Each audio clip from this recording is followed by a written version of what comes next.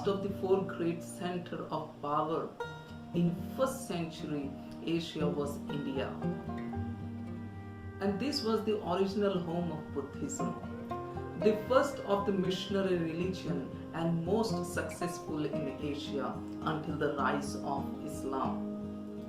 But in the time of Christ, Indian Buddhism began to decline until it almost disappeared in its own home. India's great Mayura Empire was founded in about 321 BC. There was a time that this empire was equal in strength and perhaps surpassed for a time the Persian Empire of Greeks.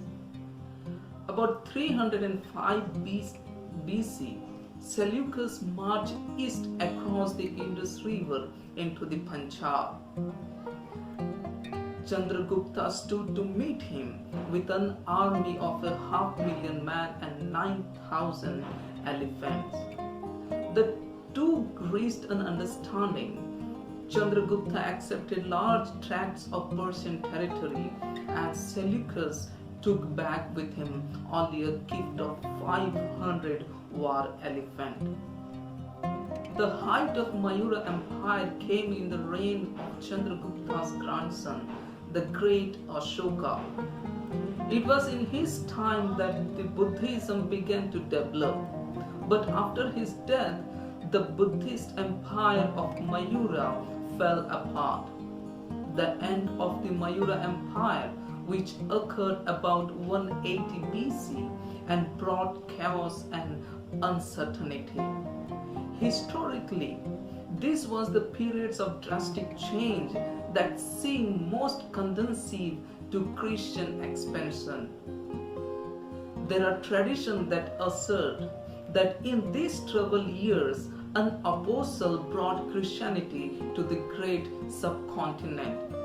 Somehow, the Alexander's general established for themselves a little empire of their own on the Indian border in Bactria, which today we call northern Afghanistan.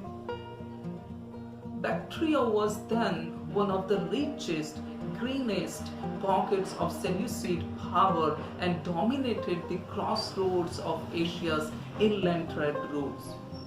But in 250 BC, Seleucid emperors broke away with great Greek governor and set themselves up as kings of Bactria. The greatest of them was Menander. Menander's kingdom stretched from Kabul to the Indus River Valley. But from there he marched on into the India along the Ganges to claim as his own remnants of the Mayura Empire. Menander the Greek conquered of India, but in the end, unsatisfied by the Greek philosophy and Greek paganism, he apparently turned Buddhist. 30 years before the death of Menander, about 160 BC, India began to feel the first stirring of a mighty migration of the wild horsemen from the northwestern border of China, the hairy Hinshui. Sealed out of China by the Great Wall and pushed west into the Central Asia by Chinese, they met and defeated other tribes.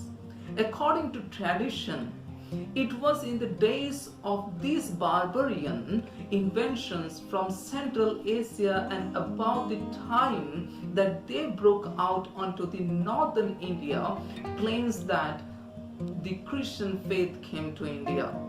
The Huns clashed first near the end of the Great Wall with the white-skinned nomads called Yuhinchi by the Chinese. Their clash with the Huns moving west was a significant turning in world history, for it has been marked as the end of the prehistoric movement of peoples from Europe into Asia and the beginning of an Asian advance into Europe that was to reach its climax in the fall of Rome to the barbarians. Defeated by the Hyunsungnu, the Yuhuchi clashed in turn with another tribe, the mysterious, red-bearded, blue-eyed Yunsun around the Ishikul Basin and were driven farther toward Farghana and Tashkent, where they found and attacked a great grouping of tribes called the Sakha. Shaka started moving southward the few Greek kingdoms that still survived. Gandhara and Ganges suddenly turned west and attacked the Parthian Empire. Two Persian empires died fighting the nomads about 130 BC, and the Sakha established such firm control over Persia's for eastern province that called Sakastan still bear their name.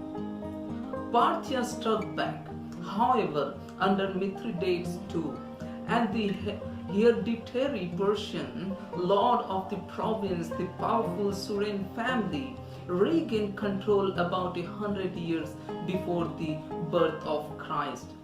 Later, as the Persian monarchy weakened, the Suren and the Sakha appeared to defeat, formed an alliance throwing off their allegiance to the Parthian emperors and merging as an independent Partho-Scythian dynasty.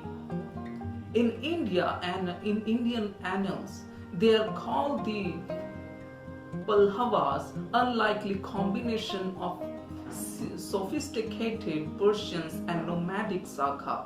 They also toppled the last of the Greek kingdoms.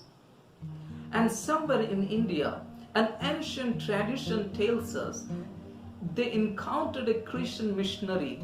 There was the dynasty ruling northern India in the time of Christ and of his disciple Thomas.